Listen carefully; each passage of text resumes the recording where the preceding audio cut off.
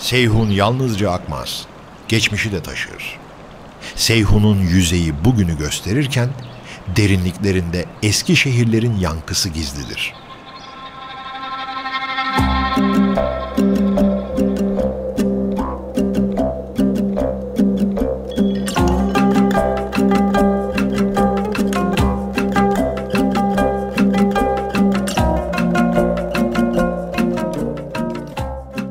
Burada her dalga zamana atılmış bir imza gibidir. Biz de bu izleri takip etmeye hazırlanıyoruz.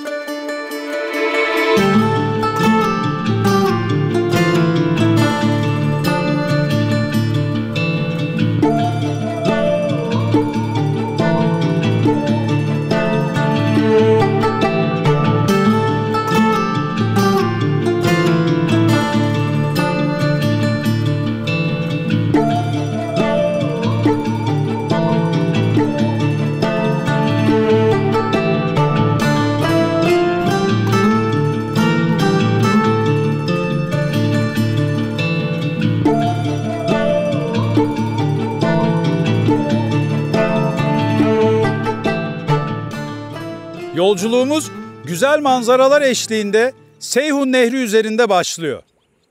Bilmekte fayda var. Eski Ahsi'nin tarihi 3. yüzyıla kadar uzanıyor. Biz modern Özbekistan'daki yeni Ahsi ile tarihi kalıntılar içindeki eski Ahsi ve onun mirasını inceleyeceğiz.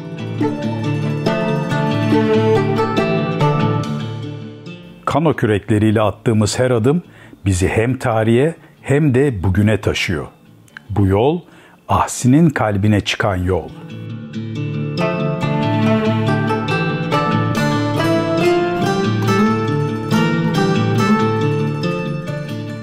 Seyhun'un kıvrımları bir zaman yolcusunun hatıraları gibidir. Her dönüş başka bir hikayeye açılır.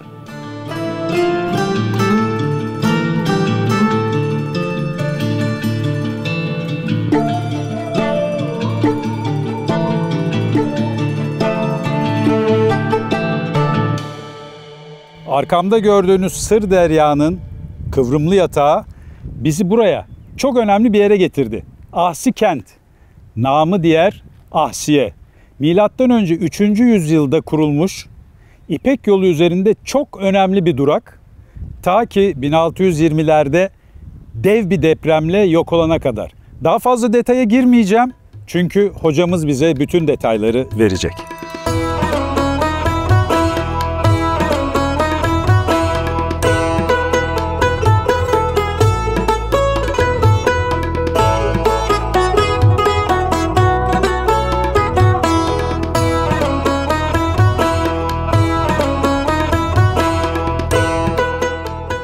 Her taş suskun bir tanık. Burada hem yaşamı hem de kaybolmuş bir zamanı hatırlıyorsunuz. Toprak açıldıkça suyun belleği görünür olur. Bu kalıntılar tarihin yarım kalmış cümleleri gibidir.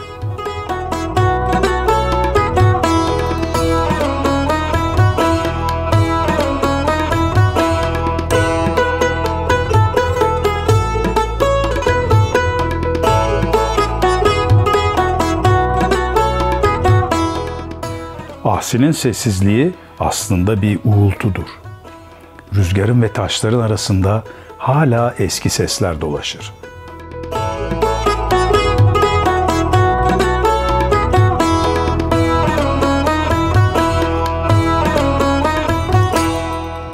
Sirdaryo bu Markaziy Osiyoda, ya'ni O'zbekiston, Qozog'iston, Qirg'iziston hududida umuman uzun daryolardan biri hisoblanadi, eng uzun.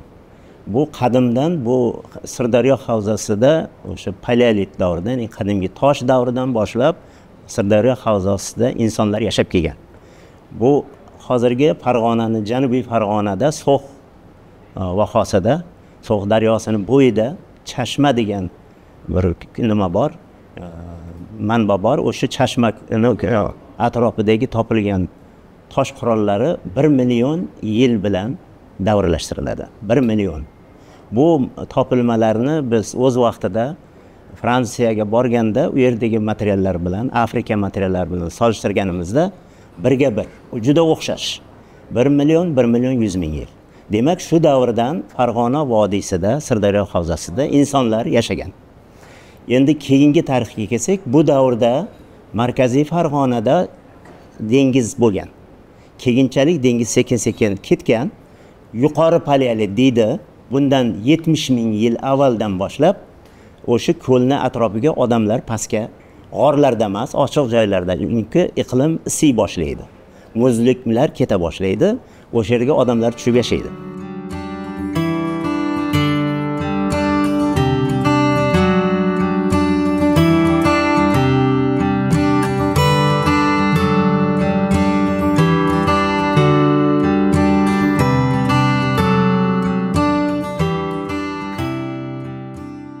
Miloddan oldingi 70-60 ming yil avval. So'nggi davrda endi ilk masha Neolit davri deymiz. Bu yangi tosh davri. Miloddan oldingi 6000-yillarda bu Markaziy Farg'onada ko'llar bo'lgan, dengiz ketgan. Bu davrda shu ko'lda atroflarida insonlar yashagan. Chaylalarda yashagan insonlar asosan baliqchilik bilan, ya'ni termachilik. Yana ko'lni atroflarida o'sha donlar bo'lgan, bug'doy, arpa o'sgan, yovvoyi, shularni terib iste'mol qilgan, baliq bilan. Bu to'g'risida ma'lumotlar juda ko'p, bir 80 dan oshiq har xil topilmalar topilgan o'z vaqtida. Chunki o'shalar asosida bu fikrlar aytilgan. Shunga asoslanib biz aytganmizki, demak, bundan 8000 yil oldin o'sha Markaziy Farg'onada ilk ibtidoiy, ya'ni periodni ibtidoiy dehqonchilikka asos solingan. Endi keyingi davrda bundan miloddan oldingi 3000 yil oldinga oid topilmalar bor. So'xda 2 boshlik chibor ilon topilmasi, keyin Shimoliy Farg'onada, ya'ni Namangan hududida Xoq xazinasi deyiladi. U yerda har xil bronza, kumushdan tayyorlangan artefaktlar bor. Shularning ichida bitta tonog'ich deyiladi, shpilka o'rischasiga. O'sha yerda kichkinagina, o'sha yerda nima hayvon, mol, sigir, uni buzakcha, keyin ayol kishi sigirni sog'ayotgani bor. Bu narsalar hammasi o'sha Janubiy Mesopotamiya, Elam madaniyatidagi ba'zi bir topilmalarga juda o'xshaydi. Shularga qarab, buni biz miloddan oldingi 3000-yilda birinchi yarmi, ya'ni 4,5 ming yil oldin, 4,5 ming, 5 ming yil oldingi topilmalar deymiz. Lekin bu davrga oid yodgorliklar, manzilgohlar topilmagan. Buni sababi nima? Buni biz keyingi 5 yil ichida o'rgandik. Farg'ona vodiysi, Toshkent juda seysmik zona. Qadimda ham har 400-500 yil ichida 10 ballik, 11 ballik yerlar qimirlagan. Ehtimol shu davrda bu manzilgohlar hammasi yerini tayda qolib ketgan bo'lish kerak.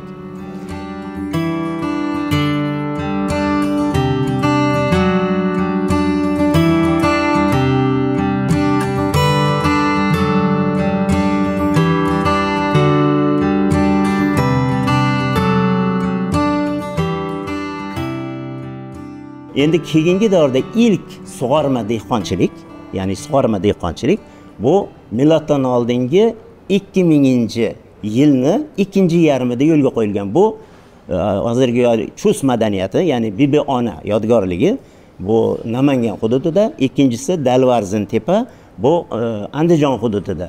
Shu yerda ilk bor sug'orma dehqonchilik yo'lga qo'yilgan. Bu Adir orti nimalarida, vaholarida, ya'ni daryolar, Sirdaryo asosan ikkita daryodan vujudga keladi. Namanganda janubida bu Norin, Qora daryo, lekin janubdan, shimoldan o'nlab daryolar, soylar kelib qo'shiladi. Endi miloddan oldingi 10-asrga kelib Farg'ona vodiysini asosan hamma daryo va soy havzalarini asosiy qismlarida o'zlashtiriladi to'liq. Mana shu Axsikent hududi ham Kosonsoy o'rtasi emas, o'rta qismi emas, ya'ni Adir orti qismi emas, delta qismi ham o'zlashtiriladi. Sabab ilk kanallar, ariqlar, katta kanallar, ariqlar paydo bo'ladi. O'sha To'raqo'rg'on hududidan Kosonsoyning eski irmog'ini kanalga aylantirib, hozirgi Axsikentning shimoliy qismida minglab gektar yerlar o'zlashtiriladi. Xuddi shunaqa nimada G'avosoy hududida ham bo'ladi, Chust oxirida, delta qismida ham. O'sha davrda bu yerda shu manzilgohlar yana ko'paya boshlaydi.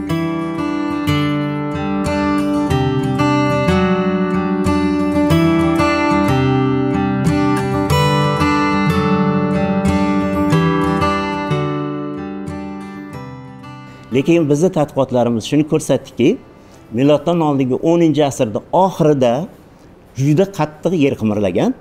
Shular bilan birgalikda 80 dan oshiq yana manzilgohlar, qo'nalg'alar hammasi yo'q bo'ladi. Buni biz tushunmas edik, nimaga yo'q bo'ldi. Lekin keyingi tadqiqotlar bizni geologlar bilan, yer fizikasi instituti xodimlari bilan, seysmologlar bilan birga biz tadqiqot o'tkazdik. Hozir biz monografiya chiqardik. Shunda tushundikki, bir necha maqolalar e'lon qildik Yevropada, ingliz tilida 10 dan ortiq Scopes Web of Science tizimidagi jurnallarda. Bular tasdiqlandi. Shularga qarab biz xulosa qildikki, shu davrda butun o'sha manzilgohlar, ikkita o'sha Dalvarzin, Chustlar ham vayron bo'ladi. Hammasi yo'q bo'ladi. 9-asrda ikkinchi yarmi, 8-asr manzilgohlar, shahar yo'q. Chunki 10 bali yer qimirlaganda yerlar yoriladi. U yerlar yorilganda ba'zi adrilliklar tushadi. 10-20 metr tayda qolib ketgan bo'lishi mumkin. Shuning uchun u topilmagan. Lekin 7-asrga oid, miloddan oldingi 7-asrga oid bu G'avosoyning quyi qismida, Sirdaryoni bo'yida 40 hujra degan yodgorlikni topdik biz. Shu 2012-yilda shu yerda tadqiqotlar olib bordik. Tadqiqotlar olib borib, bu yerda shu ilk arka, sitadeli, ya'ni arka alosi, Shahristonni, Robodi bo'lgan, ya'ni shahardan tashqari qismi bo'lgan 3 qismdan iborat shahar borligini biz aniqladik. Buzilgan, lekin asosiy qismi saqlangan. Bu yerda o'sha 7-asrdan to milodiy erani 1-asrlarigacha shahar, o'shanaqa shaharlar gullay boshladi. Xuddi shu davrda 3-asrda, miloddan oldingi 3-asrda o'sha Kosonsoy havzasini delta qismida, haligi kanalni havzasida, yuqorida aytgan kanal havzasida 1000 gektardan oshiq yerlar o'zlashtirilganda, Axsikentda, o'sha Axsikent shahri poytaxt sifatida, vodiyni poytaxt sifatida quriladi 3-asrda. Bu Aleksandr Makedonskiyning yurishidan keyin. 329-yilda Aleksandr Makedonskiy Xojandga keladi, vodiyga bir necha yurish qiladi, Farg'ona vodiysining markaziga, lekin g'alaba qila olmaydi, chunki vodiyning xalqi erkak kishi, ayol kishi otda yurib, bemalol kamon otadigan. Bularga qattiq hujum qilib, talofat beradi ularga. Keyin ularning kuchi ko'payganda Makedonskiyni ular vodiyga markaziga qochib ketadi. U topolmaydi, chunki u yerda qumliklar, ko'llar bo'lgan. Shuning uchun bir necha marta yurish qilib, g'alabaga erishmagandan keyin kelishadi, shartnoma tuziladi. Xojentda u qal'a, shahar quradi. U yerga o'zi bilan kelgan greklar, keyin u Makedons bilan birga forslar ham olib keladi Erondan. Birga askarlar, shularning bir qismi joylashadi. Shundan keyin oradan 20-30 yil o'tgandan keyin Axsikent o'rnida shahar quriladi. Ungacha mening fikrimcha hozirgi o'sha 40 hujra hududida yo boshqa joyda bo'lgan poytaxt. U vodiyda davlat konfederativniy davlat bo'lgan, kichik davlatchalar, shular birlashib konfederatsiya asosida. O'shini poytaxti Axsikentda yangidan poytaxt quriladi, Axsikent hududida.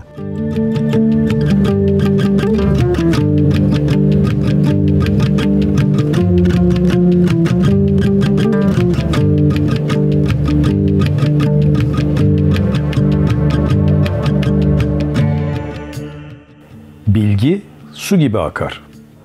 Nerede birikirse orayı bereketlendirir.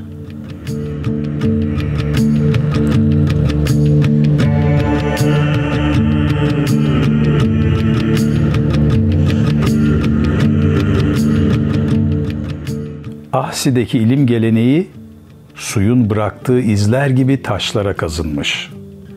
Su olmasa bile izi kalır.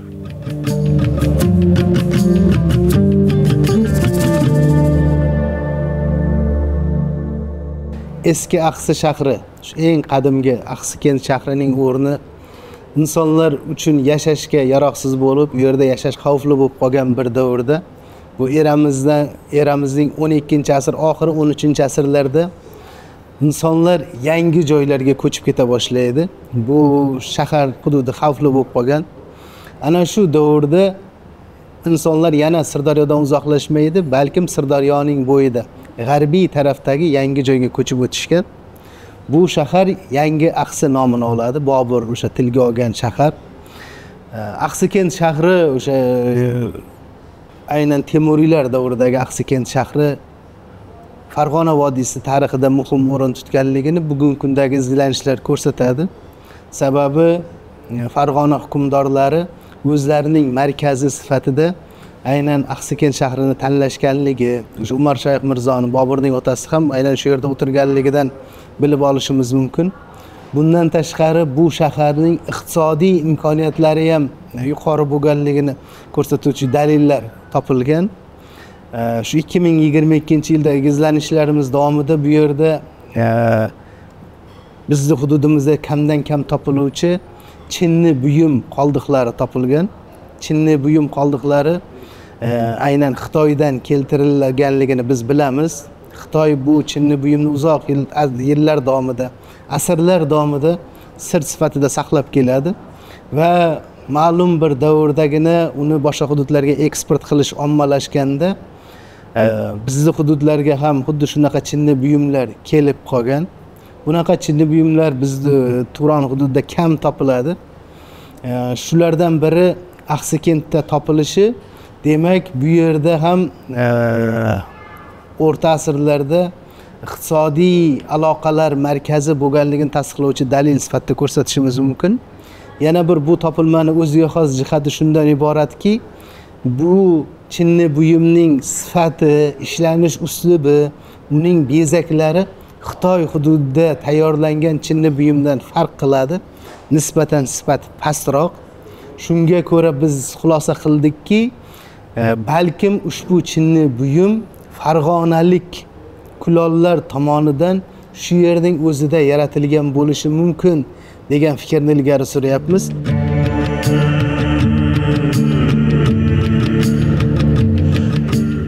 Yüzyıllar boyunca porselenin sırrı yalnızca Çin'de saklı kaldı.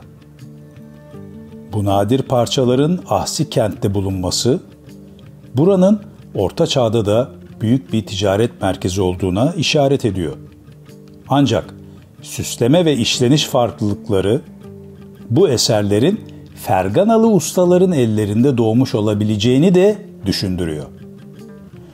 Dünyanın dört bir yanında porselenin sırrı aranırken bu coğrafyada o hikayenin bir parçasıydı.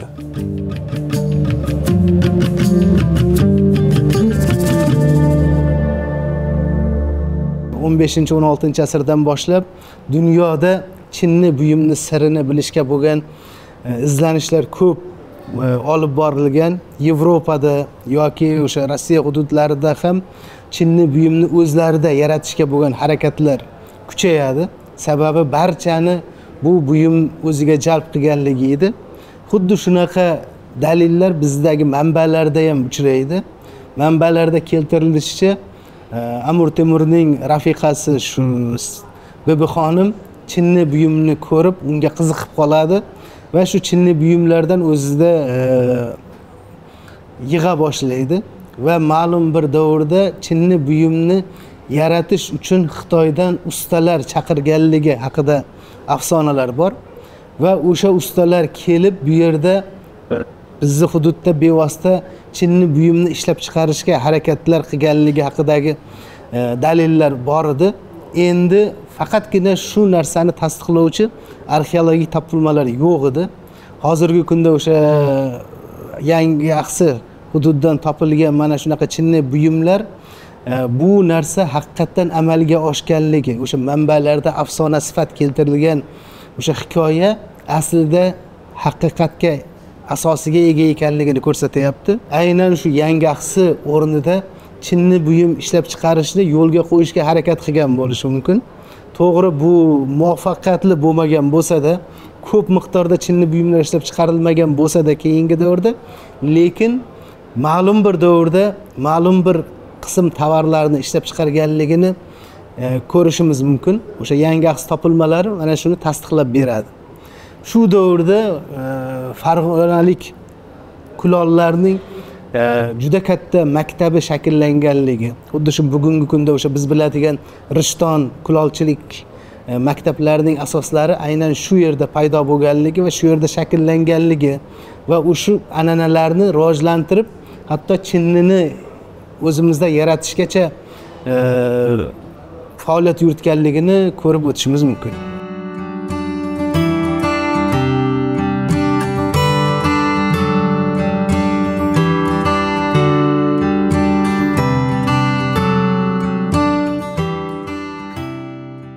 Ahsi yalnızca geçmişin taşlarında değil, bugünün seslerinde de yaşıyor.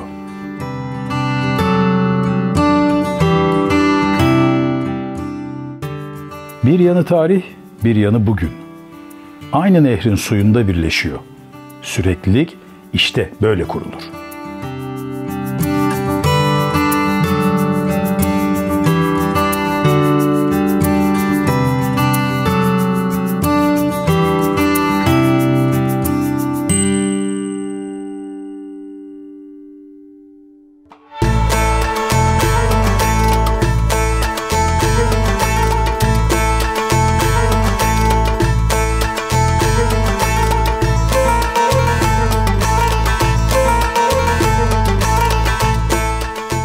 Nehir, insanı yalnızca taşın ve toprağın izine değil, yaşama da ulaştırır.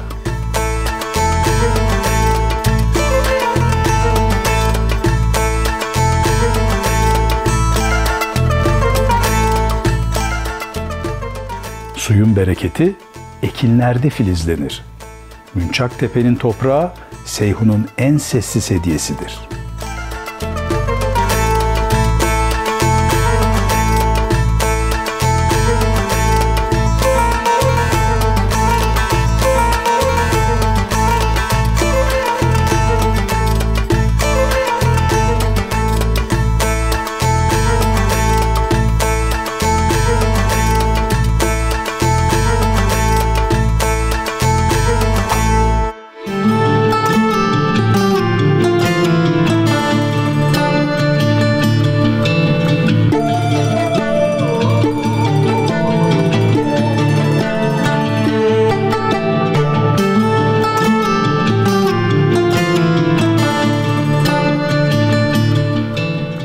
Nehir akar. İnsan, zaman ve toprakla birlikte.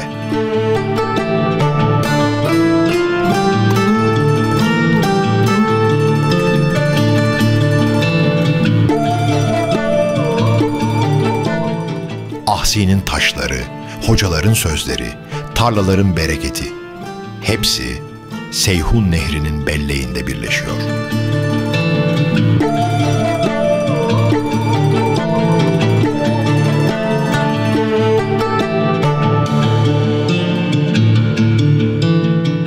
Su geçer ama hatırası kalır.